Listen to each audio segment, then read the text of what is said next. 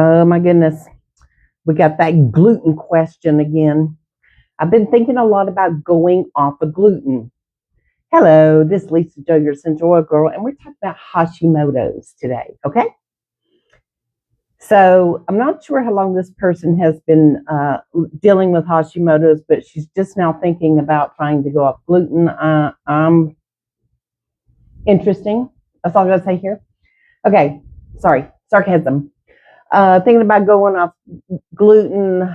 Um, what fascinates me is why it suddenly becomes a problem after years or even decades of eating it without issue. How is it that something our body seems to tolerate for so long can suddenly start triggering inflammation, especially when we've likely had Hashimoto's quietly in the background the whole time? Curious if others have experienced this shift too. What do you think causes this tipping point? Well, I'm glad you asked. All right, so let's talk about this. What nobody's talking about, I'm going to talk about. Hashimoto's is an autoimmune disease. If you look up autoimmune disease, it has to do with your hippocampus and it has to do with your gut and and all the things. So whenever you have Hashimoto's, right, people automatically, including the doctor, say, "Oh, it's your thyroid. Your body is attacking your thyroid." Really? Okay, so what's going on is we, as people that eat food, eat like crap. Back in the day, back whenever we were foraging and scourging and cutting our, growing our own veggies and doing all the things, our food was clean. I, I suspect that autoimmune disease was unheard of, but our government and has made things so easy to put all this stuff into our food that we eat and we love it, and the pizza, oh my gosh, right? The pizza, the hamburgers, the french fries, all that natural. Okay, so here's the thing. Our bodies were not made to consume so many different chemicals. So what's going on is our guts reach a certain point that it is screaming for you to stop and do something. You are killing me. You're killing yourself. Whatever you're putting in your mouth, you're killing your body. And it shows its displeasure by giving you different autoimmune diseases. Isn't that funny? Isn't that funny? So Hashimoto's is a symptom of your gut screaming, saying, "I am broken, I am broken, I am broken." So whenever you start realizing that, oh gosh, I'm not doing really well with gluten, that's not all of a sudden thing. It's your gut is just saying enough is enough. Enough is enough.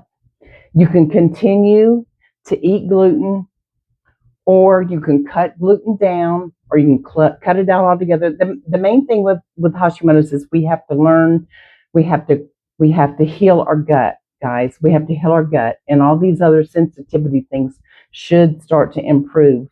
I know I eat, even though I know better, I still eat. I had pizza for dinner. That's terrible. That's terrible. Now, I've been working on my gut for 3 or 4 years now, and I have an amazing doctor. I have a link below if you're curious about who my doctor is. He's online. You do not have to travel. You can sit there in front of your computer and have a conversation, Zoom call, face to face, and have a conversation with this person. And he is awesome. We are working on my gut. But the fact that all of a sudden she's thinking that gluten might be a problem. If she was diagnosed with Hashimoto's years, well, I'm guessing here she was not diagnosed. She just suspects. Because as we all know, as Hashimoto's patients, we have had hundreds and hundreds of little tiny warning signs for years. And we go to the doctor and we say, "This hurts, this hurts, this hurts." And the doctor says, "No, there's nothing there. So let's put you on antidepressant because it's in your head. You're fine. It's in your head." or they give you a pain pill for something, or they give you muscle relax for stuff.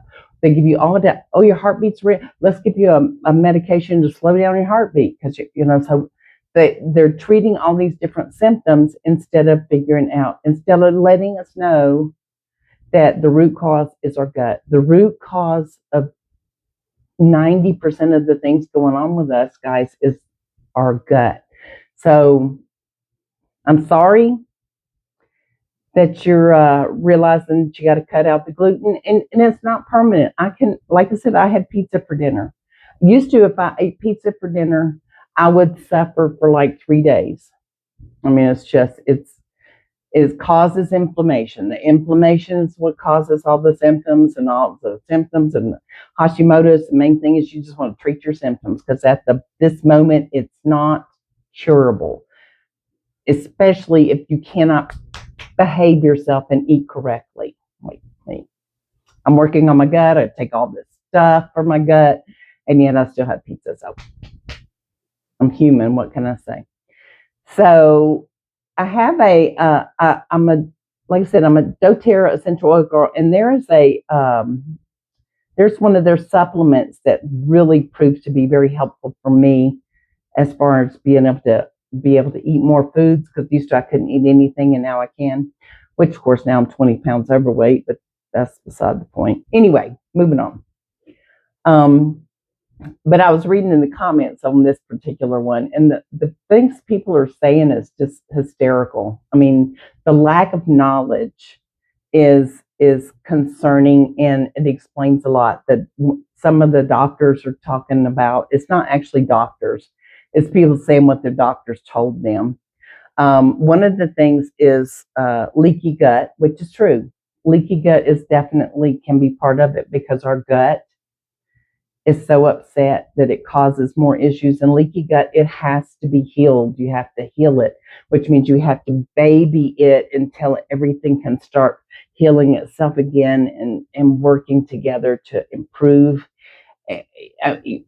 And once you know it's there, then you'll cut out gluten, right? Then, oh, well, now it's getting nasty. You got to quit.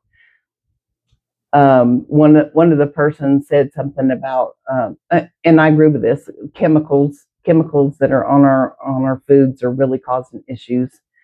So it's not necessarily just the gluten; it's just the way our body's not being able to process what the chemicals that we're putting in our body are. One lady made a bold statement about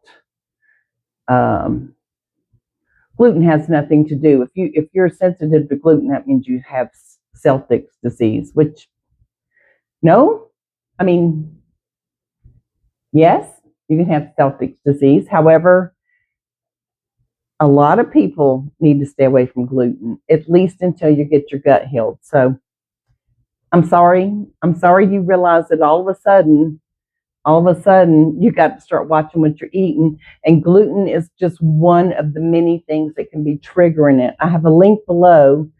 Like I said, I got a link below. You can click on it. You can find my doctor on that link, and you can also find a tracker. One of the things that's going to be most helpful for you, especially if you're just now discovering Hashimoto's, is to start tracking what you're eating.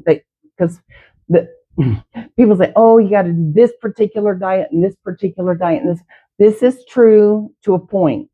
The honest truth is we are all a thumbprint. We're all thumbprint. We are all very different. What I can eat and be okay with, you may not can eat, right? So what the best gift you can give yourself is a tracker. I've got one you can click whatever, but keep track of what food you eat. Like back in the day, they had the Weight Watchers. I don't know if y'all do Weight Watchers, but back in the day in Weight Watchers, you had to write down every single thing you ate, right? And it was very eye-opening because if you were doing right, you could see, oh, wow, that probably explains why I'm, Do the same thing when you get the Hashimoto. Start tracking what you eat, what time you eat, even if it's eating out, right? Because different restaurant foods are worse than other restaurant foods. And you'll be able to figure out by elimination and keep score. I've got like I felt fine, and then 4 hours later I felt like I was dying, or the next day I felt really bad. So you got to kind of. It's not. Most people don't eat and react, especially with Hashimoto's. It's more like eat 4 hours later. Like some of the foods I eat, actually everything I eat, but one of the things that happens to me is I'll eat lunch, right? And like it doesn't matter what food it is, but I'll eat lunch and like um hour and a half later I just crash. I just crash. So that's something that happens. But it's good to keep track. And when you start keeping track, you'll figure out what your body can eat and you'll be able to function. I hope that's clear. I hope that's clear. My suggestion to you is yes, sure, cut out gluten. However, maybe just cut back on gluten and see how you react, because milk, sugar, all the things are terrible for us that we know are terrible for us, but it may be not as terrible for you that it is for me. So just keep track and you'll be able to figure out your own diet. You'll be able to figure out what you can eat. I tend to be I do better, I feel better. Let me put it this way. I feel better whenever I eat carnivore. I'm not I like noodles, the starchy stuff, but I don't, it's not big on my list. And I think really our bodies will crave what it needs too. So that's something else to pay attention to.